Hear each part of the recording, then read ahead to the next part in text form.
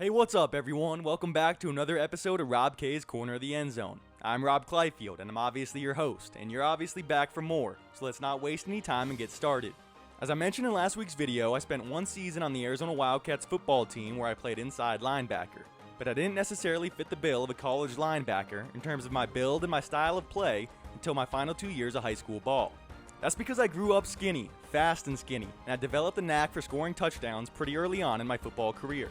By the time I started high school, I aimed to play quarterback, but as a freshman, my skill set translated to a more natural fit as a running back and safety. Ultimately, my days on the offensive side of the ball were numbered once I joined Chaparral High School's varsity squad as a sophomore, but my transition to a full-time defensive role had more to do with finding the quickest route onto the field than it did with a disappearing desire to run the rock and shoulder two-way duties. Despite shifting my focus to defense and joining what some call the dark side, I always maintained an admiration for the guys on the other side of the ball. Specifically, I looked up the ball carriers who played with a punishing style, guys who operated fearlessly out of the backfield and rallied their teammates by inflicting pain and dishing out contact rather than bodying blows. Anyways, this week we'll dive a little bit more into some of my favorite running backs of all time, but there's a certain criteria. These are guys who stand out, or better yet, tower over the rest of the pack, based not only on production and violent running styles, but because of their intimidating presence and powerful builds. I'm talking about guys who you absolutely would second guess hitting square in the chest because they would make you pay 9 times out of 10. Meet my top 6 big backs in NFL history.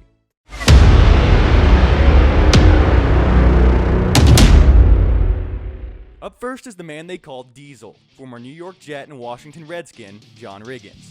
Riggins just edged out Steelers legend Franco Harris and Dolphins great Larry Zonka for my number 6 spot because unlike Harris, Riggins was never a liability between the tackles. Franco had 90 career fumbles. And unlike Zonka, Riggins was often featured in a true, old-school, workhorse capacity.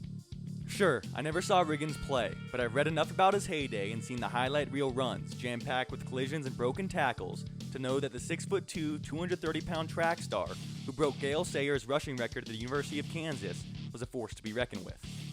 Riggins put his signature stamp on Super Bowl 17 against Miami by toting the rock a then-record 38 times for 166 yards, including a victory-sealing 43-yard trip to pay dirt. Those are some tough numbers for one of the game's all-time toughest runners in my mind. Riggins also ranks in the top 20 in career rushing yards and combined touchdowns, so we certainly compiled the stats to back up his daunting demeanor.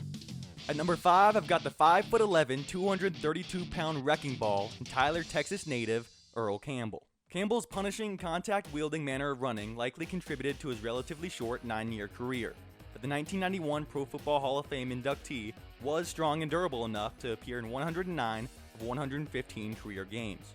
Campbell emerged as one of pro football's prized possessions from the moment he first donned a Houston Oilers uniform, winning Rookie of the Year as well as League MVP honors during the 1978 season, amazingly just 1 year after capping off his Heisman Trophy winning campaign at the University of Texas.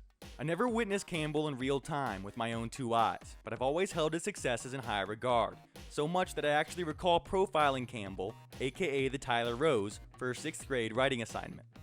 Like I mentioned before, I grew up admiring some of the NFL's all-time great running backs, and from my perspective, Campbell fits that bill to a T. And if you don't want to take my word for it, consider this eye-popping stat. In 1980, Earl eclipsed the 200-yard mark in 4 different games. Teams were so scared of getting beat by one player that they quickly started to stack the box in hopes of wearing down the beast. Even outnumbered, slowing down was never the nature of the beast. Campbell continued churning out yardage until his scenery changed and retirement looked like a more suitable option than bullying linebackers. Up next is one of the best downhill running backs in recent memory, Jamal Lewis. The 5th overall pick in the 2000 draft was built like a bowling ball, but moved like a Mack truck, ready for the toughest road conditions and long-haul challenges. Lewis lands in my number 4 spot, first because of his ability to consistently make defenders miss and zoom through tiny creases to turn small gains into momentum-shifting plays. And second, because of his dominant run as one of the AFC North's most problematic and hard-to-tackle running backs from 2000 to 2009. In 9 seasons, Lewis topped the 1,000-yard mark 7 times. He led the league in rushing in 2003, averaging an astonishing 129.6 yards per game on the ground, and became at the time just the 5th player to surpass the illustrious 2,000-yard mark.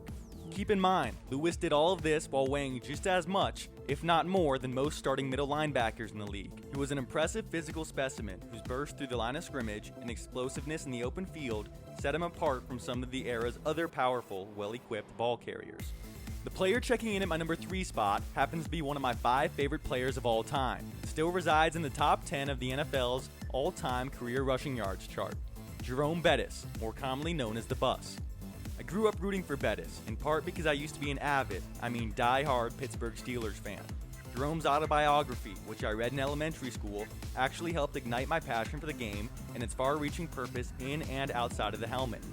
But by the time I regularly started tuning into Bettis' workload with the Steelers, he was several years removed from the prime of his career. Still, for a few seasons I was one of Bettis' biggest cheerleaders, and nothing fired me up quite as much as the Bus steamrolling through opposing defenses. Bettis was easy to root for in my eyes, maybe because of his ear-to-ear grin, or perhaps because I learned more about his upbringing and college days than most other professional athletes while I was growing up, years before the pinnacle of social media and easy access to whatever information was desired.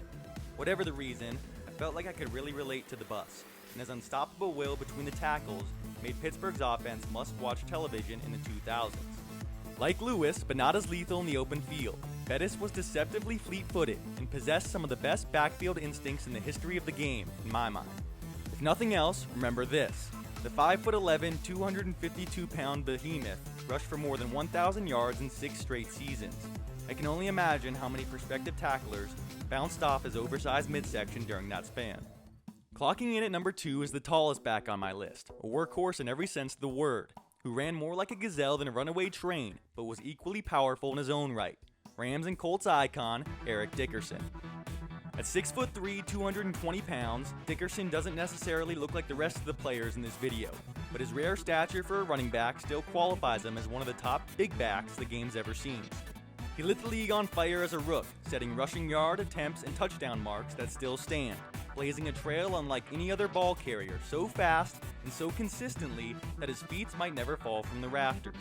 Dickerson wrapped his career up just years before I entered the world, but he was one of the first running backs I fell in love with, likely because my pops was 6'6", so any hopes of mine to become a running back rested on the stories and scenes I later studied of Dickerson, running rampant through all 3 layers of the defense, shoulders high, long legs eating up the grass in front of him, and goggled eyes darting back and forth, peeled for incoming tacklers. Honestly, if I had to pick one retired running back to resume their playing careers in their primes today, I'd probably pick Dickerson. I'd love to see how his size and speed combination would fare against today's competition. Ball carriers were rarely ever, but especially not now, built in his mold, which makes his success infinitely more impressive. Finally, far and away the best big back in NFL history, the often imitated but never duplicated Jim Brown.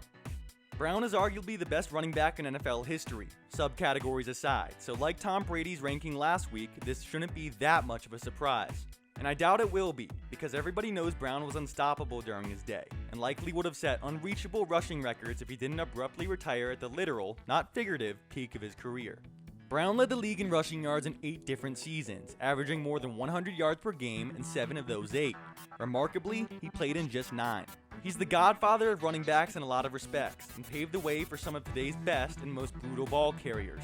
But his legend is sometimes forgotten by people who can't quite understand or picture the magnitude of his unparalleled success. So I'll leave you with this on Jim Brown, since it's nearly impossible for me to paint a perfect picture of a player that performed decades before I was even born. In Michael McCambridge's book, America's Game, highly touted New York Giants linebacker Sam Huff recalls his first taste of Brown in a Browns jersey like this. It was early in the 3rd quarter and here came Jim Brown through a hole, and there I was to meet him. I hit that big sucker head on and my headgear snapped down and cut my nose, and my teeth hit together so hard the enamel popped off. My teeth were killing me. I always took great pride in those teeth. In fact, people always used to tease me about my nice big smile. Well, it wasn't so nice anymore. I was lying there and my tongue was going all over these rough edges, and I was screaming, "My teeth are gone, my teeth are gone." Just about says it all, doesn't it? There you have it, folks, my top 6 big backs of all time. Some of the game's most fearless and fear-instilling ball carriers the sport's professional level has ever seen, and some of my favorite players to watch while growing up, dreaming of scoring touchdowns on Sundays. I didn't get a ton of feedback from last week's episode in terms of differing opinions, so I urge you to come at me, tell me where I'm wrong, and who else should have made this list. After all, I'm just looking to talk ball, and I would love to hear what you guys think. Until next Monday, thanks for tuning in to another episode of Rob K's Corner of the End Zone. I really appreciate all of you who have expressed interest and decided to come back for more. There's plenty more on the horizon, but first, let's connect.